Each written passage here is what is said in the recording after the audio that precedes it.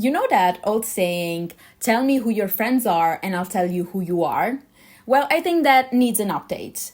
Now, it's not about who we hang out anymore, it's about who we follow online. It's more like, tell me who you follow and I'll tell you who you are. And I'm not exaggerating. Think about it. We're spending hours every day on TikTok, Instagram, YouTube, watching people we don't even know. Yet these people are shaping our opinions, our habits, and even how we see ourselves. There's another famous quote that I love that says, you're the average of the 5 people you are with the most. And I think that in the social media era, that's more like you are the average of the 5 people you follow the most. Because the truth is, those are the voices constantly entering your mind. They become your invisible circle of influence. So in this video, I want to talk about what that means and more importantly, how to protect yourself from what I call all the fufa, all the fake gurus, all the fake experts online, all the scams and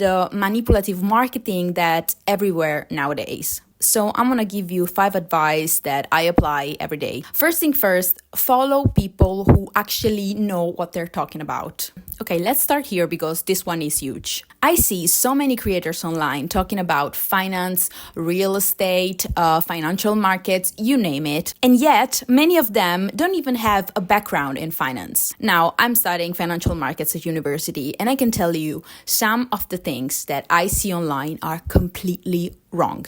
They're not just different opinion, they're factually wrong. These people often simplify this concept so much to the point of being misleading. Sometimes they just repeat buzzwords to make it good in a 30-second clips and just making 0 sense in reality. And the worst part is that so many people believe them, but not because they're stupid, but because these creators are convincing. They're confident, they have good lighting, they have good editing. You see them with expensive watches, expensive cars, and you think, oh, they made it. And so now they want to share how they do it. No, it doesn't work like that in real life. In a world where confidence sounds like competence, people fall for it. Just remember this. If you're getting advice from someone who doesn't understand what they're talking about, you're not learning, you're just being sold to. Maybe they're selling a course, maybe they're selling a product,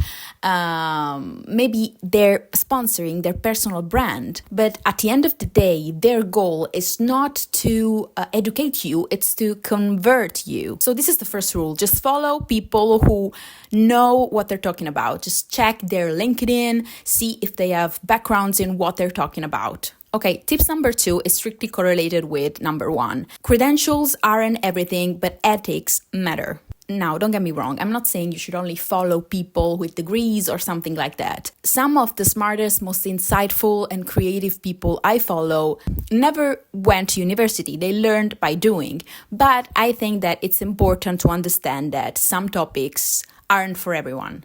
Even if I was passionate about the human body, I'm still not a doctor. So why would you trust me? So there's a difference. If I'm interested in nutrition, I'd rather follow a nutritionist, someone who has studied it, but most importantly, someone who has an ethical code to respect. Because when professional talks, they have accountability. When random influencer talk, they don't. They're just doing their job. They just want to grow their following. That's their objective. So it's not being elitist here.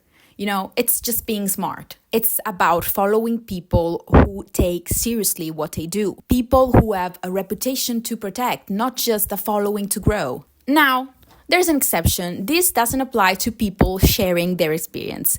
Some of the content that I love the most are like people who went to 5-star restaurants and they just give their opinion and they're not being paid for it. So when they criticize something, it means they really experienced it. I love this type of content because even in my city, there's this bakery that I tried and I've never tasted something so overpriced and yet not good in Italy. But if you go on TikTok, you see everyone talking really good about this bakery that it became a trap for tourists.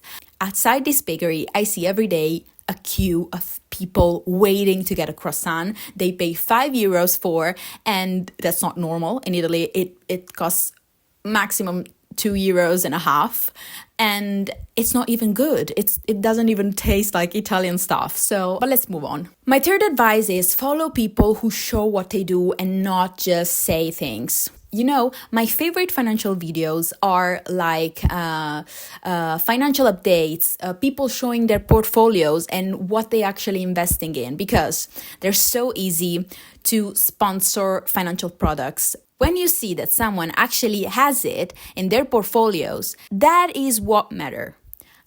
Because I personally, even if I had a sponsorship, I would never invest my money in something I don't believe it's going well in the future. So I think that's transparency and that's credibility. And that is also why I make this type of videos. When I posted like my net worth video and portfolio updates, I've asked myself, is this worth it? Because I'm actually sharing a really private part about myself. And then I thought, yeah, it's worth it, because this is a finance channel. And if I do not show what I'm doing, what I am investing my money in, then I'm not credible.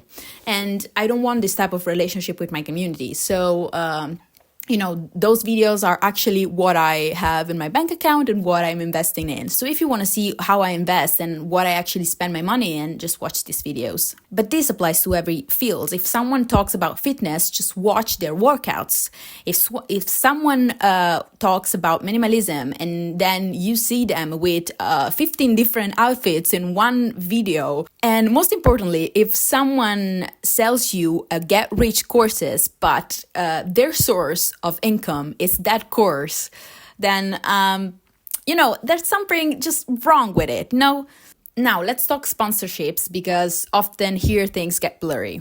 There's nothing wrong with creators making money. Of course, this is a job. This is just a normal job, because we all know that content creation takes time, it takes effort and resources. And so these people must eat something. So, this is the way to make money through content. But when every video of someone turns into an ad, it's hard to know whether someone is giving you real advice or just pushing a product. If you see that someone in every video has a sponsorships, a brand, a trading app, well, I wouldn't fully trust them.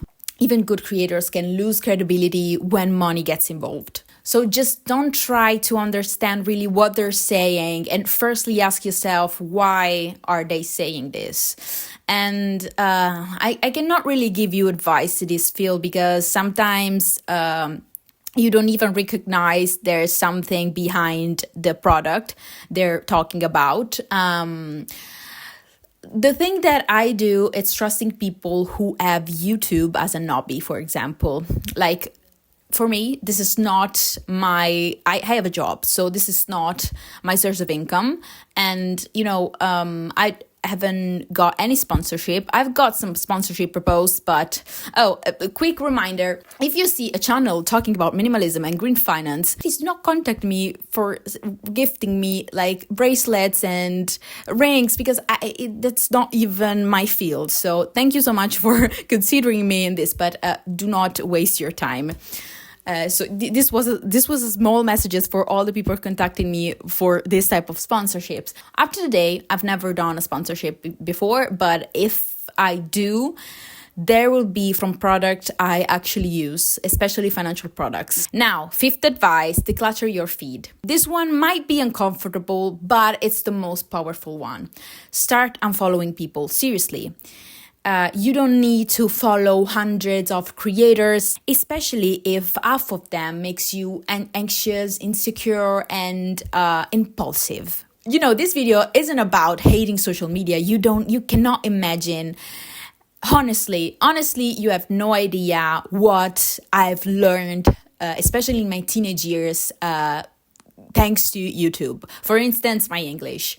And I know it's not perfect. I know I still make mistakes, but this is not my first language. And I've learned it because I had this thing for YouTube. So they are actually useful, but you need to use them well. They're just tools, and you cannot use a screwdriver as a hammer, So you need to master how you use this tool, because every post you see, it's a tiny dose of influence, and this is so subtle. For example, I'm a minimalist. I tend not to buy things, but you have to enter this mindset that sometimes the product is your time. Sometimes it's your attention, your screen time. It's the product. It's the thing you are giving up. Free up your attention for people who actually deserve it. Because attention is the new currency and you're giving it away for free. The algorithm is a very powerful tool.